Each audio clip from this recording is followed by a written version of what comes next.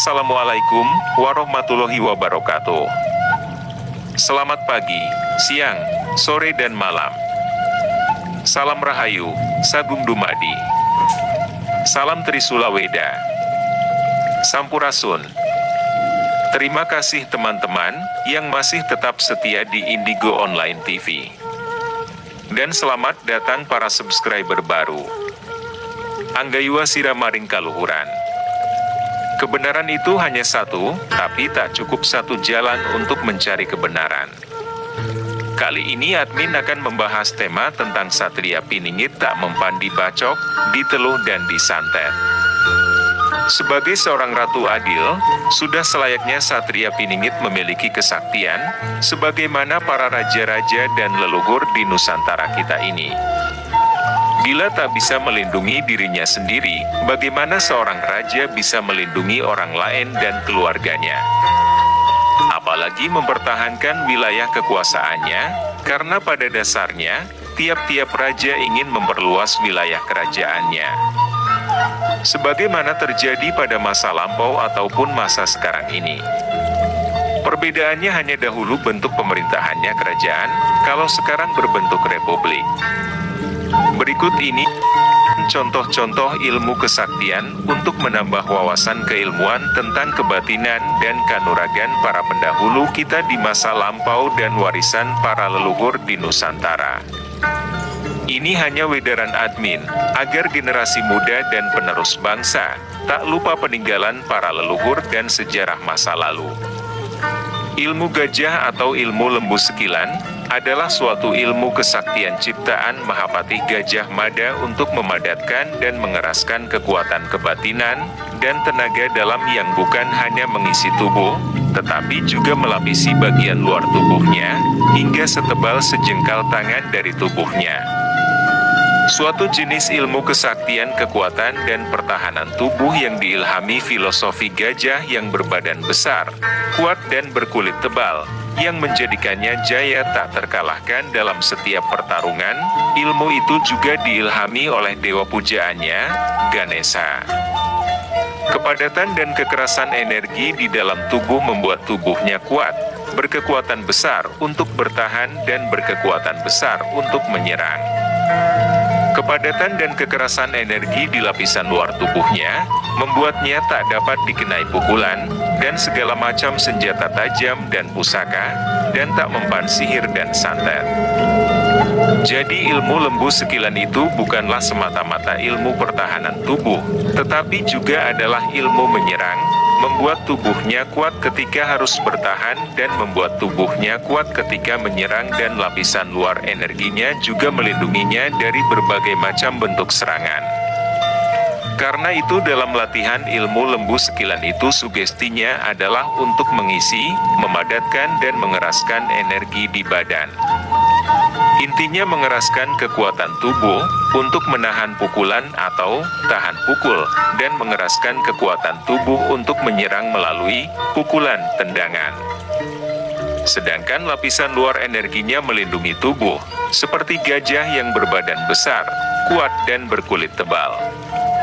Sejauh mana ilmu itu jadinya semuanya ditentukan oleh kemampuan orangnya sendiri dalam mengolah kekuatannya sendiri, dan ditentukan juga oleh kemampuannya dalam bersugesti. Dalam dunia persilatan di tanah Jawa ada banyak bentuk ilmu kesaktian yang mirip dengan ilmu lembu sekilan itu, yaitu ilmu pertahanan dan ilmu untuk menyerang. Kebanyakan nama-nama ilmunya tidak seterkenal ilmu lembu sekilan. Ilmu lembu sekilan sangat terkenal karena terkait dengan tokohnya Gajah Mada yang saat itu jaya tak terkalahkan dalam setiap pertarungan, terutama yang terkait dengan pertarungan peperangan dalam tugas kerajaan, bukan pertarungan individu di dunia persilatan di luar ketenteraan. Ilmu tameng wajah dan kebal sejati adalah juga ilmu pertahanan tubuh, menjadikan pemiliknya tahan pukul dan tak mempan diserang pusaka dan senjata tajam. Tetapi ilmu-ilmu itu lebih banyak bersifat ilmu pertahanan kekebalan, tidak seperti ilmu lembu sekilan yang bukan hanya untuk pertahanan, tapi sekaligus juga menguatkan tubuh untuk memukul dan menyerang. Orang yang memukul orang lain yang memiliki ajian ilmu lembu sekilan, pukulannya itu akan meleset jika arah pukulannya menyamping, dan orangnya akan merasa memukul sesuatu yang kenyal padat, seperti daging jika arah pukulannya tegak lurus. Tetapi pukulannya itu baru mengenai lapisan luar energinya saja, belum menyentuh kulit orang yang diserang. Tetapi orang yang memukul orang lain yang memiliki ilmu tameng wajah, baik arah pukulannya menyamping ataupun tegak lurus, ia akan merasa memukul sesuatu yang keras seperti baja seolah-olah lawannya itu memakai baju baja. Sedangkan jika memukul orang lain yang mengeterapkan ilmu kebal sejati, baik arah pukulannya itu menyamping ataupun tegak lurus, bisa ia merasa memukul sesuatu yang keras, bisa juga kenyal seperti daging. Tergantung sifat keilmuan lawannya itu apakah keras atau lembut. Ilmu lumpuh lampah dan sejenisnya adalah ilmu menyerang, tetapi lebih ditujukan untuk menundukkan, melumpuhkan, tidak untuk membunuh atau menciderai. Jenis ilmu ini banyak digunakan oleh kalangan resi, panembahan, begawan, dan sebagainya, yang kepada lawan-lawannya mereka tidak ingin berbuat kejam, tapi melumpuhkan saja untuk menundukkan dan memberinya pelajaran. Ilmu ini bisa dilakukan dengan dipukulkan, bisa juga dengan sentuhan saja, bisa juga dengan membiarkan dirinya disentuh dipukul. Ilmu kalacakra dan sejenisnya mirip dengan ilmu lumpuh lampah. Banyak digunakan oleh kalangan panembahan, resi dan begawan, bisa untuk menyerang, bisa juga untuk bertahan. Sifatnya menundukkan, melumpuhkan, tidak untuk membunuh atau menciderai, bisa dilakukan dengan dipukulkan, bisa juga dengan sentuhan saja, bisa juga dengan membiarkan dirinya disentuh dipukul. Ilmu lebur saketi adalah ilmu menyerang. Sifatnya menghancurkan, mematikan. Kekuatannya difokuskan di sisi telapak tangan. Orang yang dikenai ilmu lebur saketi akan merasa seolah-olah dirinya dihantam oleh suatu kekuatan seberat 1 ton. Dipukul martil 0,2 kg saja sudah membuat orang kesakitan, apalagi dihantam palu 1 kg, apalagi dihantam yang beratnya 1 ton. Ilmu sastra birawa adalah juga ilmu menyerang. Sifatnya menghancurkan, mematikan. Kekuatannya difokuskan di sisi telapak tangan. Efek akibatnya mirip seperti ilmu lebur saketi. Ilmu bajageni adalah juga ilmu menyerang, menggunakan tenaga panas atau elemen api, menjadikan orangnya seolah-olah tubuhnya, tangan dan kakinya panas seperti api. Objek yang dipukulnya akan hancur dan gosong terbakar. Tetapi jenis pukulan ini akan terbatas keampuhannya bila lawannya memiliki kekebalan, ilmu kebal, atau perisai lapisan energi yang kuat. Ilmu baja musti adalah juga ilmu menyerang, menggunakan tenaga panas atau elemen api juga, tetapi tidak seperti brajageni, orangnya sendiri tidak panas. Sasarannya adalah bagian dalam tubuh lawannya. Ilmu ini lebih ditujukan untuk lawan yang memiliki ilmu pertahanan kekebalan. Objek sasaran yang dipukul bisa tetap utuh bagian luarnya, tetapi hancur dan gosong terbakar bagian dalamnya, rontok isi dadanya.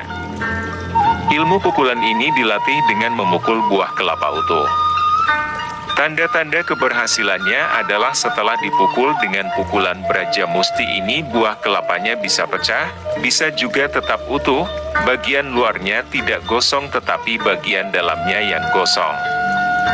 Itulah bedanya ilmu Braja Musti dengan Brajageni. Ilmu pukulan jarak jauh biasanya lebih ditujukan kepada lawan yang kekuatannya lebih rendah daripada dirinya, bukan kepada lawan yang kekuatannya setingkat atau lebih tinggi yang mempunyai ketahanan yang sama atau lebih.